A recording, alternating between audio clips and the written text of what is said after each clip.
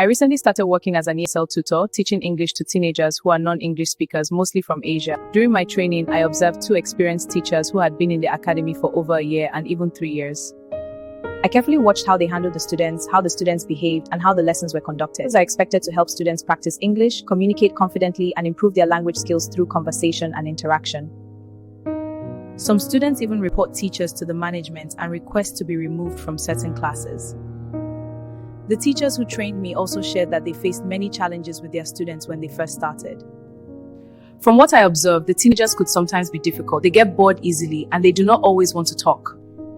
Teenagers are very expressive with their emotions. If they do not like a teacher, it shows clearly in their attitude, their facial expressions. Because of all this, I turned to prayer. Even though I did not know their names yet, I simply prayed for student 1, student 2, 3, and so on. I declared in faith that my students would love me. My classes would be fun, lively, and interactive. My students would be eager to talk and participate. My classes would never be dull, slow, or boring. Every student who joined my class would improve quickly and understand easily. I kept speaking these words in faith and thanking God in advance. I did this repeatedly before my first class ever began. When I finally started teaching, the results matched my prayers almost exactly. In my very first week, the students enjoyed the classes. They were active, excited, wonderful, and even competing to answer questions during the lessons, which is quite remarkable for an online class.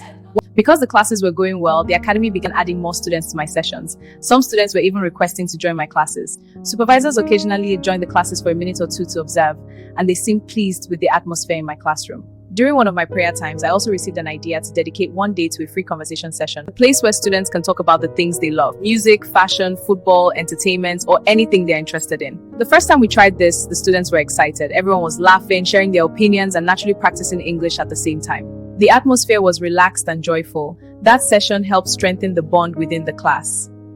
This whole experience proved to me that faith works even in the workplace. Speaking God's word is practical and produces real results. There was also one particular student who talked excessively. She talked about everything, on topic, off topic, almost non-stop. Then when I tried to guide her back to the lesson, she continued speaking. The other students would become tired and frustrated, and I could see it clearly on their faces.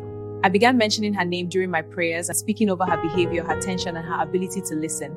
I declared that she would stay on topic, she would pay attention, she would speak at the right time, and she would learn effectively. After praying consistently, I began to see real changes. I noticed real improvement in her learning. Before, she talked so much that she hardly learned anything. Now she listens more carefully.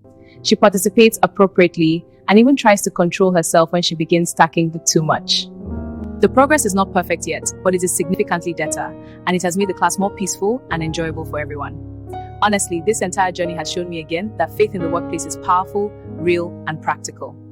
Speaking God's word works consistently and beautifully.